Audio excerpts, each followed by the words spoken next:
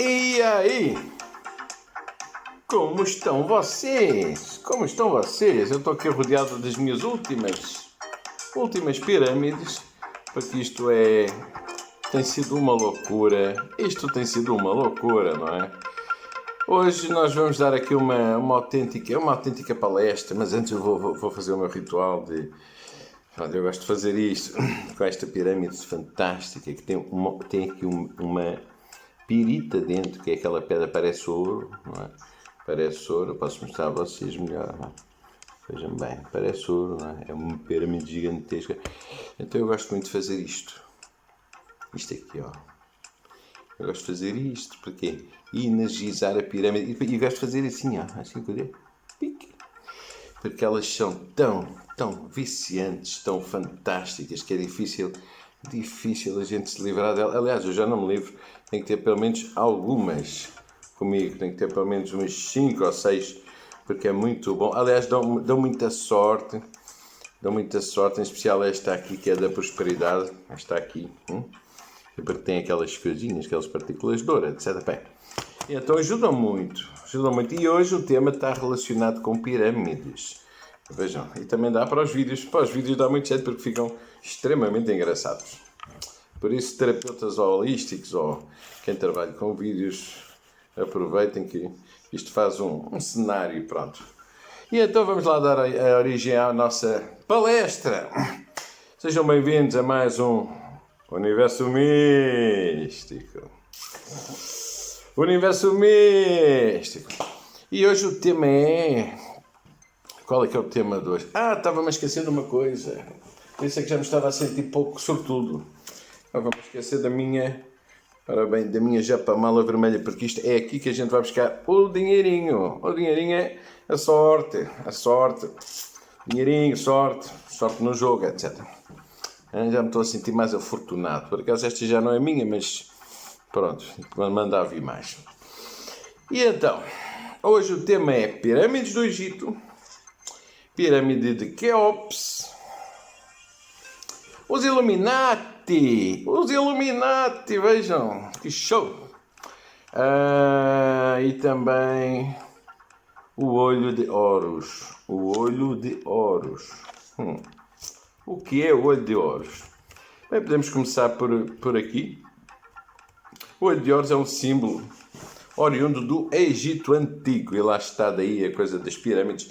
É um símbolo muito antigo, também chamado por Udiat. Pertence ao Egito. E dentro dos seus múltiplos significados e usos, os mais comuns e genéricos são os de poder e proteção. Então, além da sua relação com Horus, o deus dos faraós. Então eu vou, pelo menos para os meus alunos que estudam Reiki 8, vou mostrar como é que se faz o símbolo. Para vocês poderem aplicar esse poder de proteção. É muito fácil. Então, um triângulo, vejam, vocês fazem esse projeto na quarta dimensão, um triângulo, e no meio fazem uma sobrancelha e uma bolinha. Um triângulo, uma sobrancelha e uma bolinha. E vai aparecer na quarta dimensão o Olho de Horus sob a forma dourada. Vão projetar uma luz dourada como símbolo de proteção. É parecido com, no fundo é semelhante ao do símbolo de Davi, à estrela de Davi. Mas este símbolo é muito antigo e extremamente poderoso. Por isso podem utilizar nas vossas sessões de Reiki 8. Então, isto é um dos amuletos egípcios mais populares de todos os tempos. E daí a pirâmide de Quéops e os extraterrestres. Pronto. Conta a lenda que Horus, ao reencarnar, traria consigo o seu novo corpo, no seu novo corpo, a marca do Olho de Horus em um dos dedos da mão direita. Portanto, que é esta? Quer dizer que não sou eu não tenho o símbolo aqui, mas por acaso era giro, não é? Ter feito com uma caneta, tinha feito aqui um desenho e dizia que era eu, pronto. Ou então num dos dedos aparece o símbolo de Horus, fazendo ser reconhecido pelos sacerdotes do templo, que levaria em conta outras demais características físicas para reconhecer a veracidade da sua reencarnação. E vejam, estamos a falar de reencarnação. Portanto, no ano 2000, 3000 antes de Cristo, há 5000 anos atrás. Como sinais ou marcas abaixo do peito, tórax e no pé esquerdo, sinais que representariam marcas da luta de Horus com Sete. Então basicamente isto é a apresentação do que é o olho de Horus, esse símbolo místico que tanta gente associa aos Illuminati. Eu já vou dizer porquê. Então, segundo o mito egípcio, o olho esquerdo de Horus simbolizava a lua e o direito o sol. Durante um duelo, pouco depois da formação do universo, o deus Set arrancou o olho esquerdo de Horus, ao qual foi substituído por este amuleto. Portanto, ele arrancou-o e aquilo foi parar a um amuleto mágico. Veja, é uma história fantástica, não é? Como o amuleto não lhe dava plena visão, foi-lhe posta também uma serpente sobre a sua cabeça, que era para ampliar os seus poderes. Portanto, aquilo que nós chamamos de sobrancelha é, na realidade, uma serpente. Após se recuperar, Horus organizou novas batalhas que o levaram à vitória decisiva sobre Sete. E isto foi no início dos tempos, com base na mitologia egípcia, não é grega, egípcia, que é anterior à grega. Então o amuleto passou a representar a união do olho humano com a vista do falcão, animal simbólico de Horus, falcão. Este era usado na vida para afugentar o mal olhado e, após a morte, contra infortúnios do além. Então, os reikianos que detectarem, ou os terapeutas holísticos que detectarem que a pessoa está com mal olhado, é fácil, aplica o olho de Horus, como eu expliquei, com a serpente e com a bolinha lá no meio, e coloca sobre a pessoa com mal olhado e o mal olhado passa. Isso é fantástico, não é? Agora, o olho esquerdo representa a informação abstrata, controlado pelo lado direito do cérebro, é representado pela lua e simboliza o lado feminino, com sentimentos, intuição e a capacidade de ver o lado espiritual. O olho direito de Horus representa a informação concreta, que é controlada pelo lado esquerdo do cérebro. Esse lado é responsável pelo entendimento de letras e de números e é mais voltado ao universo de um modo masculino. Então, há uma teoria ainda hoje na internet que afirma que os egípcios também utilizavam o olho de Horus como parte do seu sistema numérico. Em pequenos fragmentos, as partes do olho representavam frações em cada parte o seu valor. Agora, a nível místico e religioso, algumas religiões fundamentalistas descrevem o olho de Horus como um símbolo maligno, satânico, associado a associações fraternais como a maçonaria e os Illuminati. Portanto, é assim, de serem usuários deste símbolo. Portanto, então, quando falamos em religiões fundamentalistas, estamos a falar nos fanáticos, que olham para ali e associam, oi, os Illuminati. Mas o que é que são os Illuminati, afinal? Vamos só dar uma vista de olhos, porque é assim, há uma coisa que eu era para ter dito logo no início, que é, a ansiedade é o universo a dizer a você para fazer alguma coisa. Então, quando você está ansioso, você pode correr, você pode abrir uma garrafa de vinho, pode fazer amor se tiver uma mulher, um homem. Mas o ideal, vou dizer eu quando estou ansioso, eu faço vídeos, eu faço investigação e isto ajuda-me a libertar aquelas energias, não é? Que é para nós termos sempre energia positiva, que é o que precisamos. Então, os Illuminati, que no fundo são representados com o símbolo do olho de Horus, é um nome dado a vários grupos secretos, tanto reais como fictícios, historicamente, geralmente se refere aos Illuminati da Baviera, que era uma sociedade secreta da época do Iluminismo. O Iluminismo, sabem quando é que foi, não é? 1789, a Revolução Francesa, Marquês de Pombal, pronto, a época das luzes, dos cristais. Eu sei que vocês sabem essas coisas da história, não é? A época da liberdade, liberté, fraternité, apotité, pataté. Pronto. Então, os objetivos desta sociedade, que fundada na época do Iluminismo, sociedade secreta, a 1 de maio de 1776, vejam a coincidência, 3 anos antes da Revolução Francesa, então tinha como objetivo opor-se à superstição e ao obscurantismo, à influência religiosa sobre a vida pública e aos abusos de poder do Estado. Portanto, no fundo, era uma sociedade de defesa. Era uma ordem do dia, escreviam nos seus estatutos gerais, colocar fim às maquinações dos perpetradores da injustiça e controlá-los. Pronto, junto com a maçonaria, eram um grupo de revolucionários que não tinham necessariamente que ser maus.